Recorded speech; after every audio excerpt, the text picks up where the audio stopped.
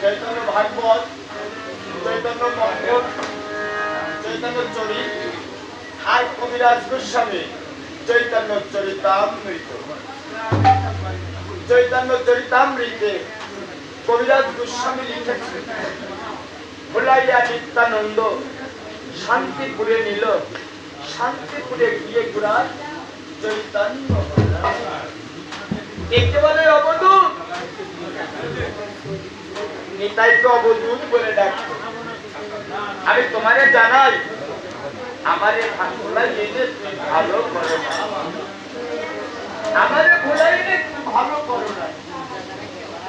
নিতাই ডাকে হচ্ছে, দাদা ও দাদা, এই তো তোমার লীলা শেষ। তুমি শান্তিপুরের ঘাটে এসেছ, আমি নবদ্বীপ শান্তিপুরে গিয়ে আমি মাকে তোমার জন্য ডেকে আনবো দাদা। বলো না, আমি তোমার ডেকে আনবো। গৌরাঙ্গ মহাপ্রভু নিতাইকে বক্ষের সঙ্গে জড়িয়ে ধরে ডাকছে, নিতাইকে কতদিন পর মায়ের কথা মনে পড়ে। নিতাই, মাকে দেখার জন্য না আমার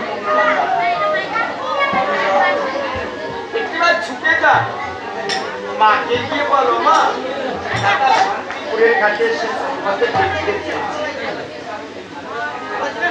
নিতাই ডাকে হচ্ছে, দাদা শুধু মাকে দেখবে, নীরবে দাঁড়িয়ে কাঁদছে। কারণ বিষ্ণুপ্রিয়ার মুখ দেখতে চায়। এদিকে বিষ্ণুপ্রিয়া যারা সখী ছিল, ওই সখীরা ডাকতে হচ্ছে, সখী রে, ও সখী, তোর মতো অভাগিনী নারী জগতের বুকে একবার তাকিয়ে দেখ, তোর মানুষকে দেখবার পরে লোক ছুটে চলে হাজারে হাজারে। শুধু মাকে নিতে বলেছে, তোকে তো নিতে বলে না।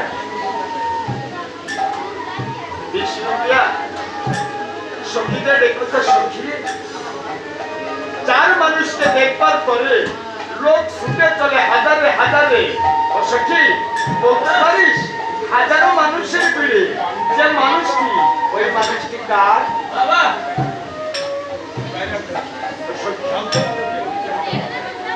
হাজারো মানুষের ভিড়ে যে মানুষটি, ওই মানুষটি আমার। আর হাজারো মানুষের ভিড়ে যদি ওই মানুষটি আমার হয়, আমার নারীদের সৌন্দর্য। আমি তোদের আশীর্বাদ করি, আমার প্রভুর সাথে যেন তোদের দেখা হয়।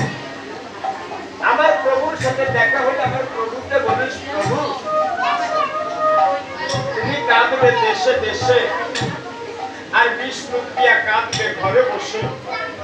দুজনের কান্না একত্র মিশে হবে প্রেমের বান, অলিহত জীবন করে।